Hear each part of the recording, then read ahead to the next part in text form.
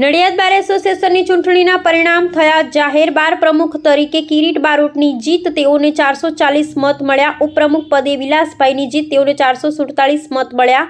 Secretary પદે અરવિંદભાઈની જીત, તેઓને 365 મત મળ્યા। મોડી રાત્રે જાહેર થયા ચૂંટણી પરિણામ। ચૂંટણી પરિણામોથી વકીલોમાં ઉત્સાહનો માહોલ। જીત બાદ બાર એસોસિએશનમાં લાગ્યા જય શ્રી રામના નારા।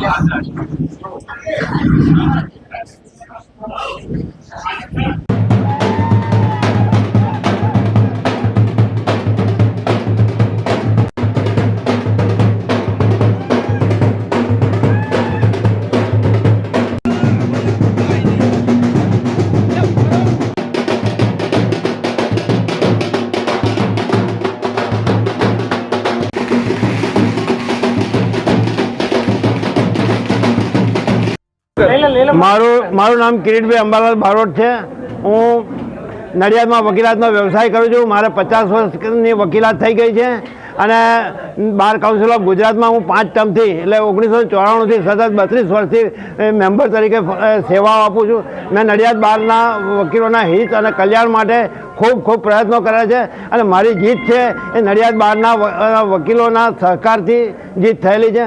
નડિયાદ બારના વકીલોનો હું ખૂબ આભાર માનું છું અને મારી જીત પાછળ મારા કાર્ય અને મારા વકીલોનો સાથ સહકાર આ બે જ અગત્યના છે। મને આ ચૂંટણીમાં 442 મત મળેલા છે અને નડિયાદ બારના સભ્યોએ મારા પર જે વિશ્વાસ મૂક્યો છે તે બદલ હું એમનો ખૂબ આભાર માનું છું। બાર માટે શું વિકાસ કરશો તમે? બારનામાં બેન્ચ અને કોર્ટમાં વકીલો અને ન્યાયાધીશ સાથે ઘણી વખતે ઘર્ષણ થતા હોય છે। તે વખતે ન્યાયાધીશનો પક્ષ નહીં લેતા વકીલોનો પક્ષ લઈ અને વકીલો માટે જે કંઈ કરવાનું હશે એ કરીશ।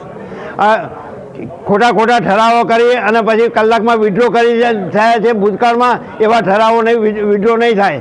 જે કરવાનું હશે એ કરવામાં જ આવશે। એટલે ચોક્કસપણે વકીલોના હિત માટે અને વકીલોના કલ્યાણ માટે ન્યાયાધીશની ખુશામત નહીં કરી અને વકીલોનો પક્ષ લઈશ। આટલી આ જ છે। મેં હાલની ઇલેક્શનમાં નડિયાદ બાર એસોસિએશનની 2026ની કમિટી માટે જોઈન્ટ સેક્રેટરી તરીકેની ઉમેદવારી નોંધાવેલ। 780 જેટલું મતદાન થયેલું અને એમાંથી મને 514 જેટલા વોટ મળ્યા છે અને મને વિજેતા જાહેર કર્યો છે।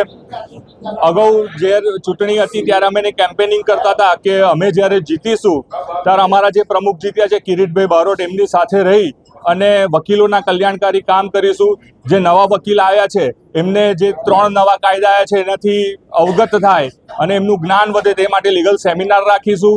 કોર્ટ અને વકીલો વચ્ચેનું જે સંબંધ છે એ સારો સુમેળભર્યો જળવાઈ રહે અને વકીલને ક્યારે પણ કોઈ પણ સરકારી કચેરીએ કોઈ ઘર્ષણ થાય તો વકીલના હિતમાં નિર્ણય લઈશું અને અમે હંમેશા વકીલને કલ્યાણનું અને અમારા વકીલોમાં એકતા વધુ વધે અને વકીલોનું ડેકોરમ જળવાય એવા પ્રયાસો કરીશું અને પ્રતિષ્ઠા વકીલોની સમાજમાં સારી બને એ રીતના અમે પ્રયત્ન કરીશું।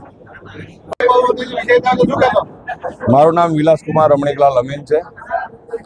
અગાઉ પણ હું ઉપપ્રમુખ તરીકે ચૂંટાઈ આવ્યો છું અને ફરીવાર ટોટલ કુલ મતદાન 786 હતું, તેમાંથી 447 મત મને મળ્યા છે।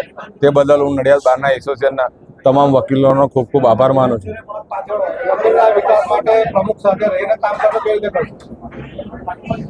રહી વાત પ્રમુખ સાહેબની, તો એ અમારા પહેલેથી ગુરુ છે અને એમની છત્રછાયામાં અમે ઘણું બધું શીખેલા છે અને એમના શીખાયા મુજબ એમણે જણાવ્યું કે વકીલ એક વસ્તુ એવી છે કે કોઈ પણના આગળ ઝૂકે નહીં અને ઘણા સમયથી અમે જોતા આવ્યા છે કે ન્યાયાધીશો તેમજ પોલીસ સ્ટેશન તેમજ અન્ય સરકારી ઓફિસોમાં વકીલોનું ઘણા સમયથી અન્યાય થઈ રહ્યો એ આજ પછી નહીં થાય એવી અમે તમામ કાર્યવાહી કરીશું.